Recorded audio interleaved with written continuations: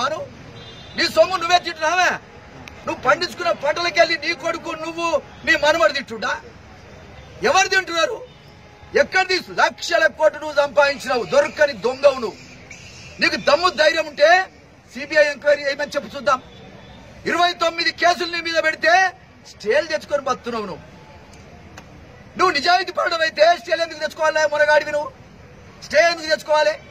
రాజశేఖర్ రెడ్డి కుమారుడు, రాజశేఖర్ రెడ్డి తండ్రిని పోగొట్టుకున్న కొడుకు జగన్, ఒక్కసారి అవకాశం ఆయనకి ఇద్దాం. ఆయన ఏం చేస్తాడో చూద్దాం. ఆయన చేయకపోతే ఆయన మార్చుకుందాం. నువ్వే మునగాడు ఉన్నావా? నీకే అధికారం ఉండాలా? ఇప్పటికి 15 సంవత్సరాలు ఎవ్వరికి ఏం చేసింది ఏమి లేదు. అన్ని వర్గాల వాళ్ళు మోసపోయి దళితులనైతే మా మాలమాదిగోలనైతే ఎంత ఉపయోగించుకున్నాడే. ఏబిసిడీలు తెస్తా అని అడగక ముందే ఏబిసిడీలు తెస్తా అన్నాడు. మాలమాదిగోళ్ళ మధ్యన తగాద పెట్టిండు. కొట్లాట పెడితే కొన్ని వందల మంది మాలమాదిగోళ్ళు చచ్చిపోయి 20 ఏళ్ళు అయిపోయాయి. దాని గురించి ఊసేలేదు.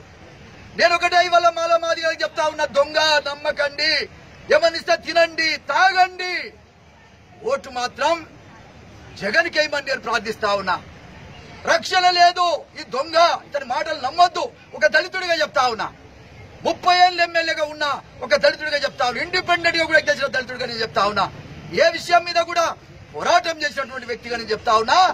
నమ్మొద్దు, ఇది మోసకారి. మాలమాదిగలంతా ఏకంగండి, సమస్యల మీద పోరాటం చేయండి. చంద్రబాబు నాయుడు గారికి తగిన గుణపాఠం చెప్పమని నేను కోరుతా ఉన్నా. బీసీలు గాని, ఎస్సీలు గాని, ఎస్టీలు గాని ఏకంగండి. పైసలు అందరిస్తారు, తీసుకోండి. అన్ని పార్టీలు ఇస్తారు, తీసుకోండి.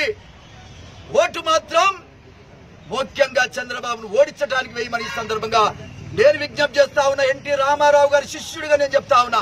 ఎన్టీ రామారావు గారు చనిపోయే ముందు ఆయన చెప్పిన విషయం ఏంటంటే, ఇటువంటి దుష్టుడు ఏ పరిస్థితుల్లో కూడా రాజ్యాధికారంలో ఉండొద్దు, ముఖ్యమంత్రిగా ఉండొద్దు. శని, తెలంగాణ శని అయితే పోయింది, ఆంధ్రలో శని కూడా పోవాలంటే ముఖ్యంగా అతను ఓడించమని సందర్భంగా నేను విజ్ఞప్తి చేస్తా ఉన్నా. ఆంధ్రకు బట్టి శని పోవాలి, తెలంగాణలో శని పోయింది, చంద్రబాబు నాయుడు పోయిండు, శని పోయింది. కాబట్టి నేను ఏం చెప్తా ఉన్నా అంటే, నేను పసుపు కుంకుమ ఇస్తా, నేను నిరుద్యోగ వృత్తి ఇస్తా. ఎడవన్నాయా మరి ఇన్ని రోజులు?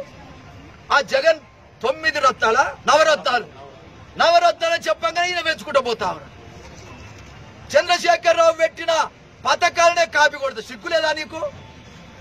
చంద్రశేఖరరావు పెట్టిన పథకాలని ఈయన కాపీ కొడుతూ మొగోళ్ళగా చెప్తా ఉన్నాడు. నీ పౌరుషం గురించి చెప్తే నీ పౌరుషం ఉన్నదా? సిగ్గు లేనివాడు.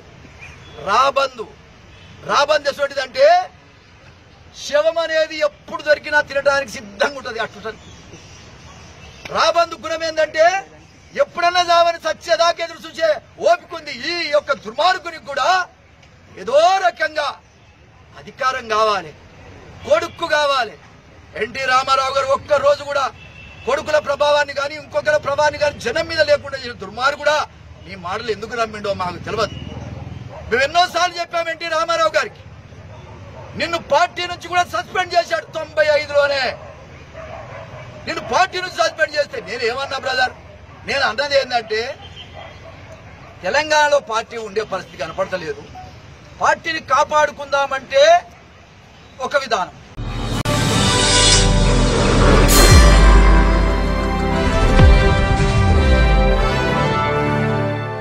ఇప్పుడు మీరు చూసిన ఈ వీడియో మీకు నిజమనిపిస్తే లైక్ చేసి మీ ఫ్రెండ్స్తో షేర్ చేయండి. మరిన్ని నిజాలను తెలుసుకోవడం కోసం మా నిజం ఛానల్ని సబ్స్క్రైబ్ చేయండి. అలాగే బెల్ ఐకాన్ని క్లిక్ చేయడం మాత్రం మర్చిపోకండి.